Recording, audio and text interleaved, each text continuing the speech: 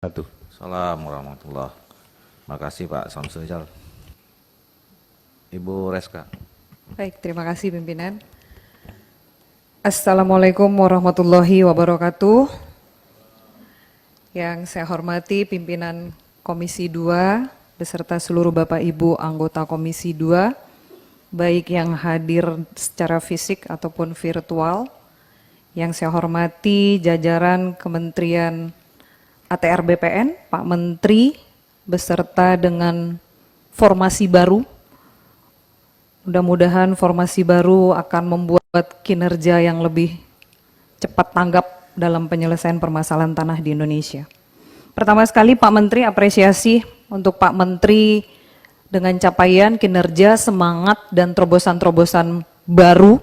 Mudah-mudahan pertanahan di Indonesia akan jauh lebih baik. Kita mulai dari awal 2023 ini. Pak Menteri, saya sudah membaca jawaban yang diberikan oleh Kementerian ATR BPN terhadap pertanyaan yang kami berikan pada pertemuan yang lalu. Saya melihat di halaman 82, walaupun masih di atas normatif jawabannya, belum real atau action, yang harapan kita adalah sudah realnya atau actionnya, saya jujur belum puas dengan jawaban ini, masih secara administrasi.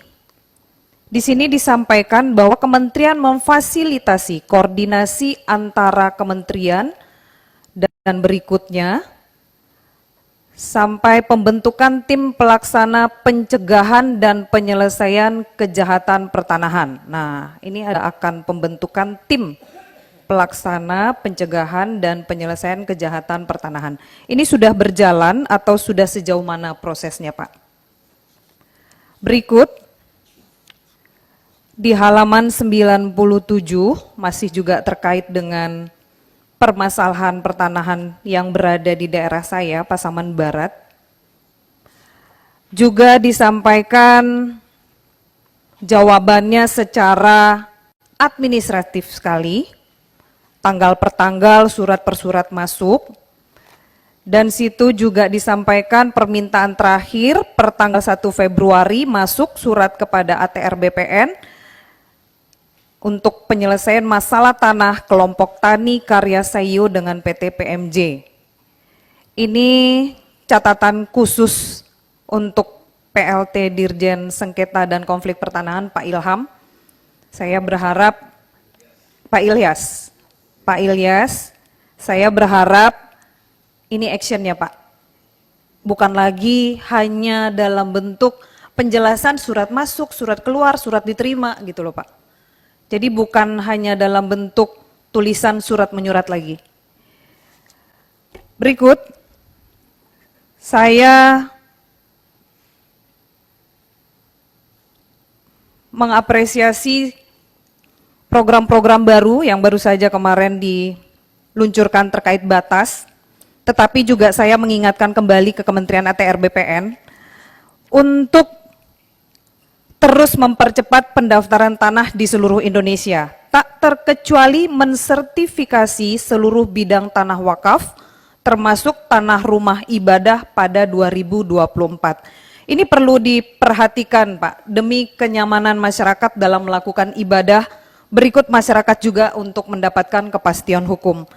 Sosialisasi serta edukasi tentang ini, mohon dari pihak Kementerian ATR BPN, untuk perlu gencar dilakukan di bawah, sehingga tidak ada kesalahpahaman penerimaan masyarakat terkait hal ini. Jadi sekali lagi mohon untuk dilakukan sosialisasi serta edukasi terkait pentingnya sertifikasi ini.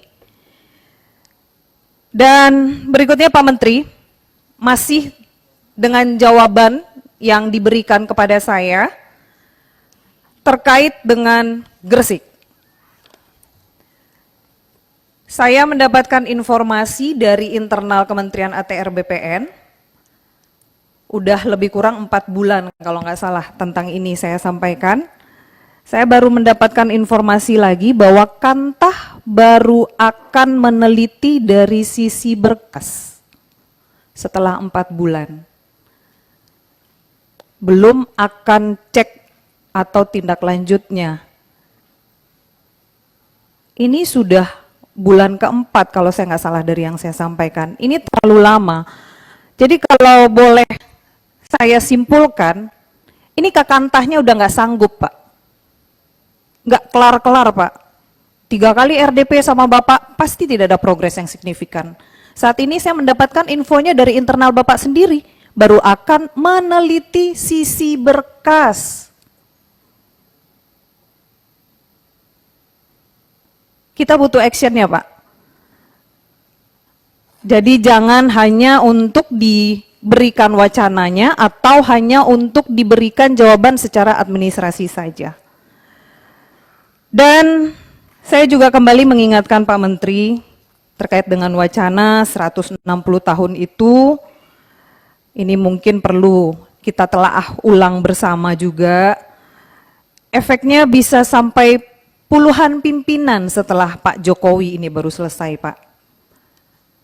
Jadi kalau bisa kita bahas satu yang menjabat itu 10 tahun, berarti lebih kurang 16 pemimpin di negara ini baru HGB untuk IKN itu, yang wacana insentif itu baru bisa selesai.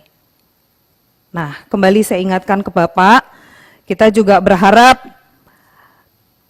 kita ingin Pak Jokowi ini tercatat baik dalam sejarah Indonesia dan memberikan legasi yang luar biasa dan juga memberikan edukasi untuk pemimpin atau kepala negara berikutnya. Terakhir, saya mendapatkan berita bahwa baru-baru ini Menteri Koordinator Politik Hukum dan Keamanan Mahfud MD mewacanakan pembentukan pengadilan tanah setelah menerima laporan kasus yang melibatkan mafia tanah meningkat 2 kali lipat dalam setahun terakhir.